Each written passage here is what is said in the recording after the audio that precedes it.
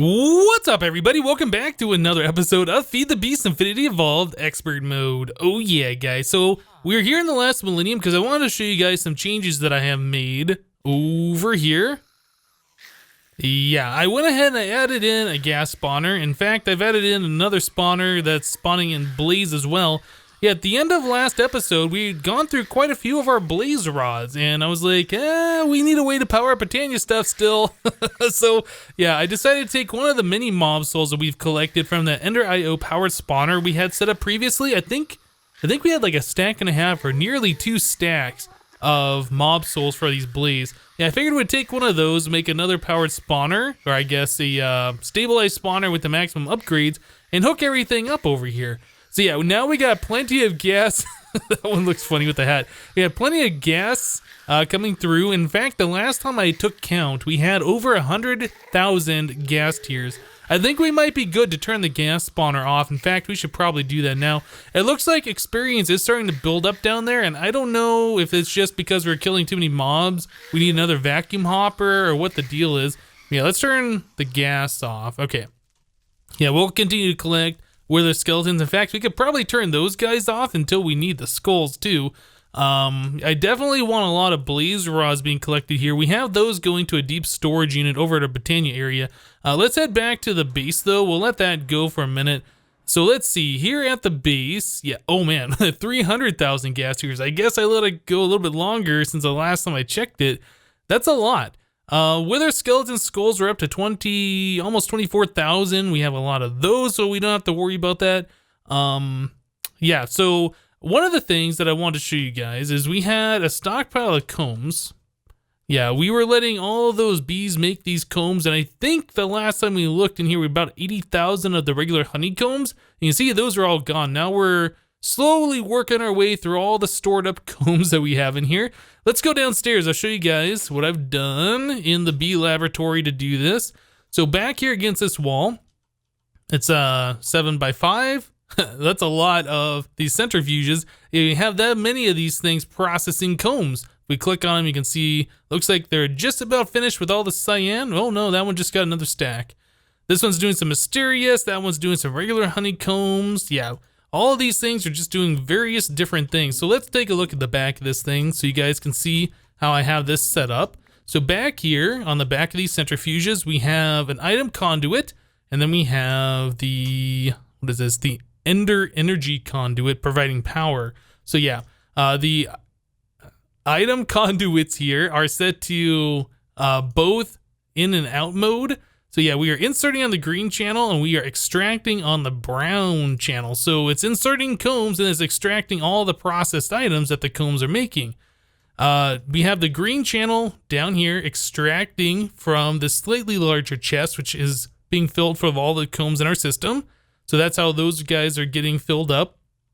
And then the brown channel is exporting right here into an ME interface. So all the processed stuff goes directly back into the ME system. The slightly larger chest down here is being filled through an ME export bus. You can just put in any comb you want in an ME export bus, put in a fuzzy card and then acceleration cards in this case just to keep that full. But yeah, the fuzzy card exports any type of honeycomb that's in the system through that export bus into the inventory. So yeah, that's just filling up the slightly larger chest, and then we are using the item conduits to fill up all of these different centrifuges with the things that they need to centrifuge. So yeah, that's working pretty well in my opinion. The last time I set up something like this, a big wall of centrifuges, was back in FTB Ultimate, I think. And at that time, we had another mod called Factorization. Yeah, there wasn't a way that you could insert items and power into one side, so we had to figure out a different way to do that. Instead of having pipes on one side and conduits on the other, providing power or whatever. Yeah, there was a item called a router, and the router would talk to any machine that's touching that machine. So like it would see all of these things as long as that router was touching one of them, and we could insert and extract items that way. That was a pretty cool thing, but factorization isn't in this mod pack, and I think there's even a new mod spun off of that called Routers Reborn, which you could do that same thing, but that's not in this mod pack either. So yeah, we had to go with Ender IO conduits to get this going, which works pretty well. It does the same thing. I'm happy with it. I haven't touched anything back here in the B area. Everything is still the same. These guys are just producing a ridiculous amount of combs, and I wanted to get those processed. So yep, that's what we're doing there. As far as those blaze go, though, the blaze are sending the blaze rods back to our ME system like they do. I think it's through this import bus. Yeah, we're getting the blaze rods and all of the mob drops and everything is coming through here. The way I'm doing the blaze rods is they are being stored in this ME storage bus. This thing is set to a very high priority of 1000. So this is the first place the ME system tries to store those blaze rods. And this is also set to insert only, so I can't see the items that are going into this chest. As soon as they come into the system, they get stored here, and then you can see they're being put in here and they're immediately taken out. Maybe. We're not going to see anything happening there anymore. There we go. Alright, so let's go over to the Botania area real quick. Oh, it's nighttime. Of course it is.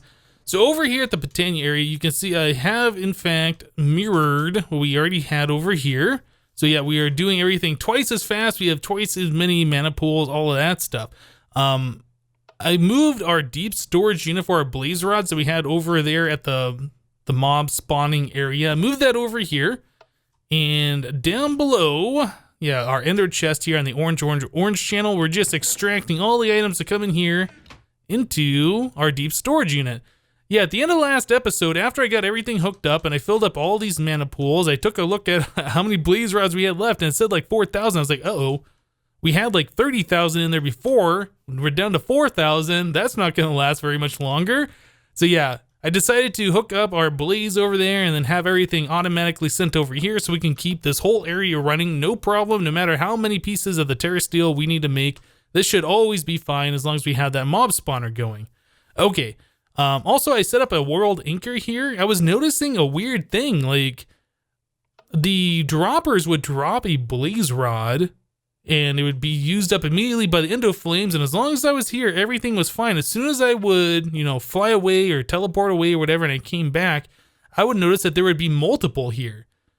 Just kind of sitting there, like the dropper kicked off a few times or whatever, and yeah, there was always a stack instead of just having one. And I couldn't figure out what the problem was, and I still don't know what it is, but yeah, I decided to use a world anchor because I kind of figured it was a problem with the chunk loading, and it seems like that solved the problem, question mark? I don't really know why that would, but it kind of felt like it did. Also, I made a mistake in last episode. I said that we had the timer set on 6 seconds. That's actually incorrect. Yeah, I was doing so much testing with the Botania stuff, I got my numbers kind of mixed around.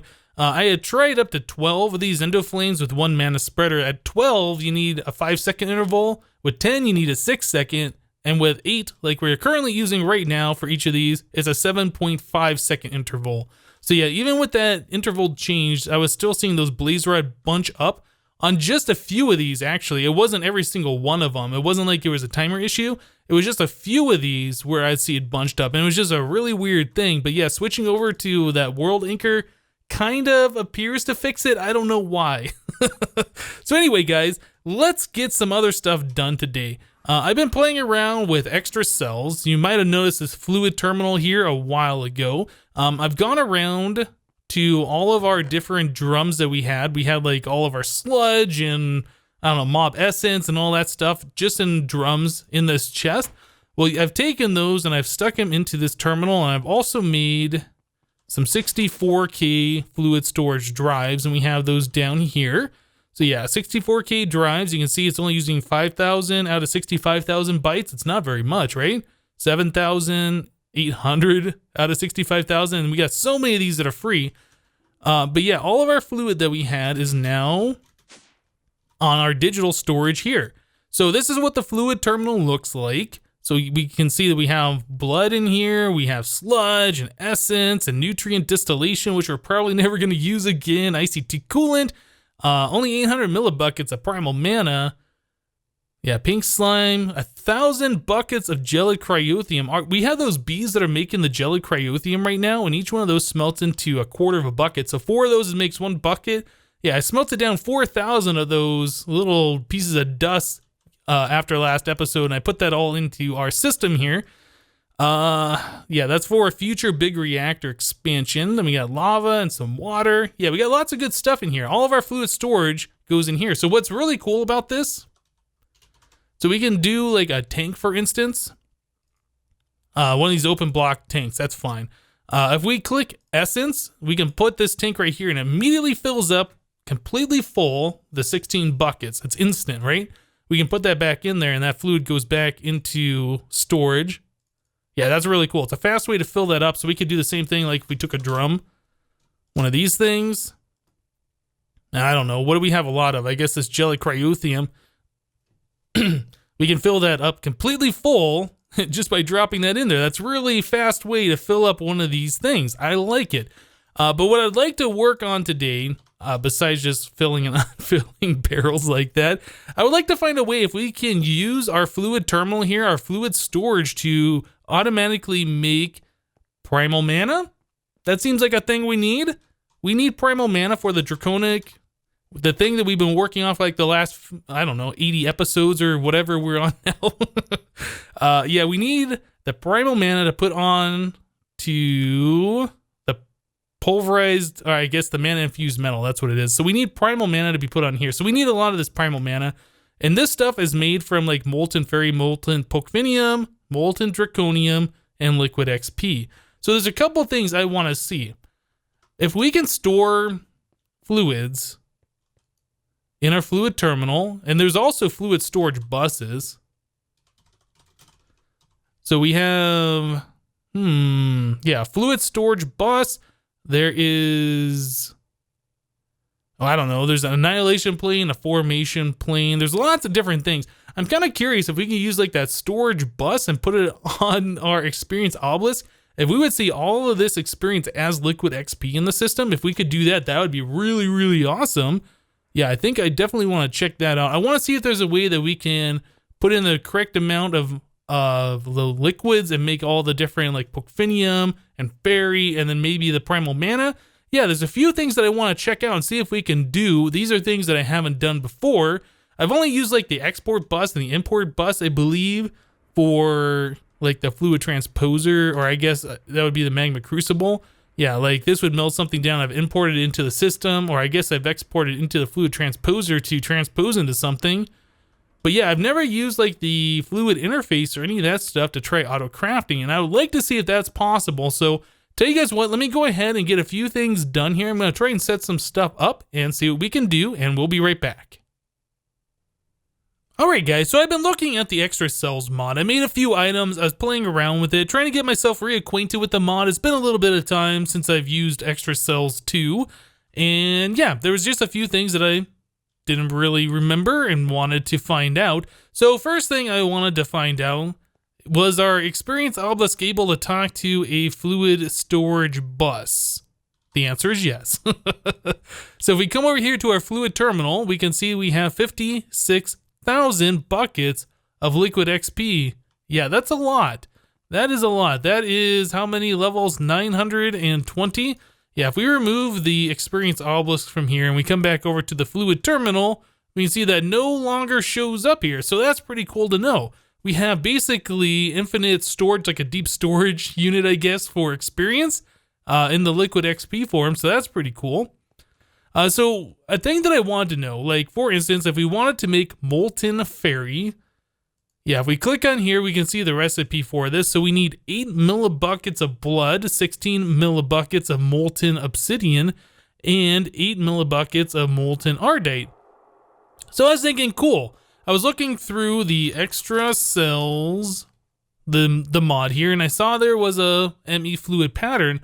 I was thinking this thing right here, we could somehow say, hey, only use this many millibuckets for outputting, for crafting or whatever. That's not really how this item works. I was playing around with it and we have a fluid pattern here. This is kind of the same way you would set a pattern for any of the Extra Cell stuff. So for instance, right here, I have a fluid import bus on a smeltery drain, so we can import all the fluids from the smeltery using this. I have a redstone card, so I can use a lever, so I can turn this thing on and off, so it's not always importing. And then some acceleration cards. So for instance, this rocket fuel is what I have this set to. If I put this right here, this sets the filter basically, so it'll only import rocket fuel. That's not really what I want. You could do the same thing actually if you come over here to the fluid terminal.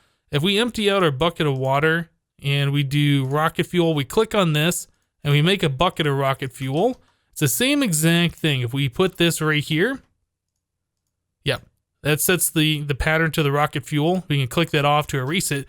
So the ME fluid pattern, I don't know, I was kind of hoping that it'd do more than what it's doing. Oh well. Let me go and get my bucket of water back. You never know when you need one of those.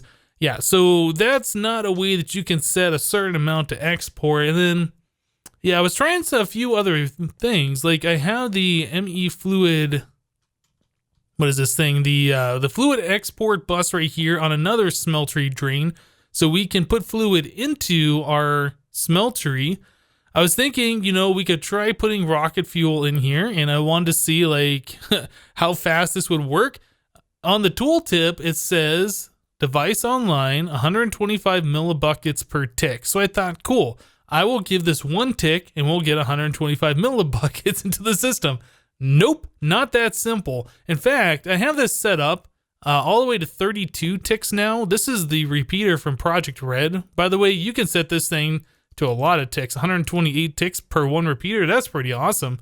But anyway, yeah, I tried 1, didn't do anything, tried 2, then 4, then 8, and I was getting varied results. Like I had it set to 16 and then I had like 2 buckets put in, then I put it up to 32 and then I only get like half a bucket in there. Like it's not very consistent. So I think these fluid export buses are kind of the same thing as like the regular export buses for Applied Energistics 2, where they have a warm-up period. Like if you were exporting iron into a pulverizer, for instance, like we're doing here, and you first set this thing up, it would put in 1 item, and then it'd wait like 5 seconds, and then it'd put in another item. And then after about 30 seconds or so, it starts doing it twice the speed, and then like another 30 seconds, it does it twice the speed of that, until it finally reaches the max speed. I kind of think that's how the fluid bus is working here. Like it's got that warm-up period, so we would have to provide it that redstone signal at that right exact time, and then it would output. I don't know. I haven't really spent a lot of time playing with this. I'm just thinking about why that's not working right. But yeah, so like 32 ticks here. If we were to do this, we could send a redstone signal to this thing to export rocket fuel into our smeltery. And sometimes we get 4.75 buckets in here, and other times we get a different number. Yeah, I don't know. It's kind of weird. So I don't think there's really going to be a way that we can automatically say put in the right amount of stuff in there. What I think we're going to have to do is just dump in a whole bunch of different stuff and hope that we have the right mixture. Yeah, I don't think that we're going to be able to do this like in a very efficient automated way. So what I'm going to do is put in a bunch of obsidian and then put in a bunch of molten ardite and then put in a bunch of whatever the other items were. Let it all mix together and then suck it all back out through the export or through the import bus here. And then when it's time to make the Primal Mana, we can just import those different materials in there and make the Primal Mana that way. All right, so that's what I'm going to do. Next step, I need to melt down a bunch of cobalt. By the way, we were almost out of this stuff previously. We had like 14 ore blocks. We are up to 153 blocks of cobalt thanks to our cobalt drone, our bees. Ardite should be around the same too. Yeah, 153 blocks of this stuff. Yeah, the bees are so good. They produce items, so many items, so many different types of items. Yeah, very good, very good. All right, so I'm going to melt that down. I'm going to make myself some Primal Mana, and we'll be right back, guys. So I was giving this a little bit of thought, and if I really wanted to go crazy and automate this, I bet there's a way I can do this using the interface, the fluid interface, and then using some of these conduits, not the logistics pipes one. Where are the Ender IO ones? Like these, for instance, say they can extract 50 millibuckets a tick, 100 millibuckets, or 200. Yeah, I bet there's a way we could use these pipes and get the exact amounts in there if we really wanted to go crazy. I just don't think it's worth it, to be honest, guys. So I'll show you what I'm doing back here to make stuff. Yeah, we are going to use this export bus here, and I have some of these fluid patterns set up with all these different fluids that we want. So we need molten draconium. Let's go ahead and put that in there. I'm gonna do 128 ticks worth of that. Yeah, I have the button here, pulse former, so it only sends one pulse, and then this will do the proper amount of ticks. Send that the redstone signal for the right amount of time, so we should get it roughly the right amount of stuff in there. I don't know how much of this we actually need, but I got a molten fairy, so we'll do the same thing for that. And then we need to do the pokefinium, and then basically to get the primal mana, we're gonna have to hit the button a few times to get the right amount of liquid XP. Like, we have to do that 4 times longer than these other ones. Yeah, something like that. Anyway, I'm going to sit here and try and get the the amount of stuff that we want in the smeltery. Yeah, get about the right amount of stuff in there. We'll make some mana. I'll, use the import bus, suck all that stuff out, redo this a few times so we have a decent amount of this primal mana. And then we should be able to make our blocks of pure mana. So yeah, let me continue to do some stuff and we'll be back, guys. Alright guys, well, a lot of the preparation has been done. I've had to smelt down a lot of this draconium ingots into the molten draconium. I was gonna say draconium powder, that doesn't make sense. Anyway, yeah, I've had to do a lot of that stuff, so the time has come. We're gonna make 14 of these awakened cores. Let's go and do this. Everything should be set here. Yeah, it looks like we have all the recipes, everything should be good. So we'll go ahead and craft that up. Lots of stuff is happening here. Lots of crafting. Lots of materials are going bye-bye. Oh, man. That's a good feeling. So with all of those cores being used or being created, yeah, we should have enough stuff here where we can start crafting all these different pieces. So I guess the first thing I want to do, let's make the Draconic pickaxe. If I can type. There we go. Pickaxe. There is a Draconic pickaxe. That is awesome. That holds 10 million RF. All right, so now we're going to make the sword. Man, I gotta remember which ones we need. So it's the shovel and the sword. So let's make the shovel. All right. We'll put this one in its place. Yeah, these are much better upgraded items. And then finally, we need the sword. Yes. The sword. All right, there we go. There's all 3 of these different pieces. I guess they're charging up as I'm standing here. That's fine. All 3 of those pieces can be upgraded into the Draconic Staff of Power. I don't think we're even going to bother. Oh, you know what? I need to make one more of these cores. I didn't even think about that. I'm not even going to bother checking each one of these individual pieces out because the Staff of Power does everything each one of these does on its own, except it's one unit. So to me, that's a much better thing. So let's go and make one more awakened core. One more of you. We still have everything? We still have everything. We'll make one more. Okay. So we're going to do that, and we will make ourselves the Draconic Staff of Power, which I think I have to take apart one of these blocks. Hopefully we're still going to have enough. Oh man, there's so much crafting. There's so much stuff that's gone into this. And then each one of these pieces have to go in a specific spot. If I remember correctly, so pickaxe and sword, and then shovel. There we go. Draconic Staff of Power. Oh my goodness. That's awesome. All right, so we have that. Now we need to make each one of these individual pieces of armor. Yeah, so let's do this. All right. So it's so hard to see this stuff. There's the helmet. Draconic Helmet. There's the chest plate. The leggings. Good, we do have enough stuff. I was getting worried. And the boots. Oh man, oh man. We did it! We have it all! Every single piece of the Draconic top tier armor, it's all charging up now. Let's go and take off this armor. We'll put this stuff on. It looks the same, doesn't it? Kind of, except it's orange instead of that purplish color. Oh, you know what? With this armor, I can see that node over there. That's kind of interesting. Huh. Alright, cool. So we can see the Thaumcraft nodes with this armor. We don't need the specific goggles or whatever. Yeah, let's check out the Staff of Power. What was the button that I had? Was it V? Okay. So this thing right here, Void Junk. Yeah, that's right. We can set a filter on this thing. everything that's set in this filter, like you could put stone or gravel or whatever, whenever that stuff comes in, it just gets deleted. So that's pretty awesome. We can put on enchantments and take them off at will. So Silk Touch and, you know, Fortune and all this stuff. That's really awesome. Let's see, what else? Dig Depth. Oh, you know what? You know what we got to do? Oh man, this armor. How double tap to fly? Oh man, that is so good. I'm not sure if that's faster or as fast as our previous armor. It feels pretty fast though, I'm not gonna lie. We do have the hover and it doesn't make a sound, I don't think. All right, you know what? Let's sleep till day real quick. I feel like I've been crafting for the last 3 hours and it might actually be 3 hours that I have been crafting. Let's go over to our quarry area. Right here. Yeah. And we will use the Draconic Staff of Power in this area that's already been pretty much wrecked by the wither bosses and all of this. All right, so this is set to a 1x1. We can do a 3x3, 5x5, 7, or 9x9. Let's also go in here, click on this. We will do Dig Depth of 9. So this will do a 9x9x9. That is ridiculous. Safe mode, false. Attack AoE. Yeah, we can make this attack everything in a 25x25 area when we attack a mob. I like it. All right, so let's go back up. Got to double tap to space. I got to remember that.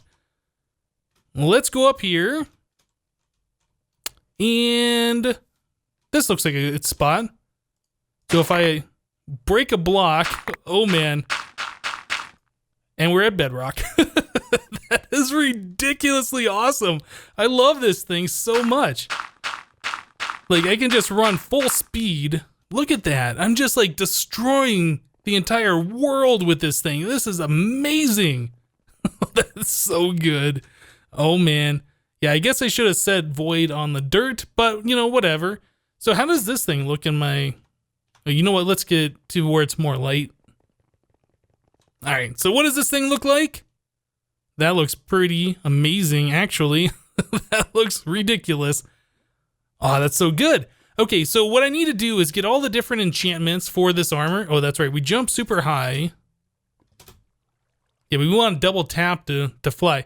So what I need to do is get all the different enchants for this armor and put those all on there, get the different enchants for this, and then we can say goodbye to our shovel and our sword. We really don't need those anymore. I'm going to want Reaper for this thing so I can use this to attack a bunch of mobs in an area and collect their mob souls. Yeah, I think that's going to be pretty good.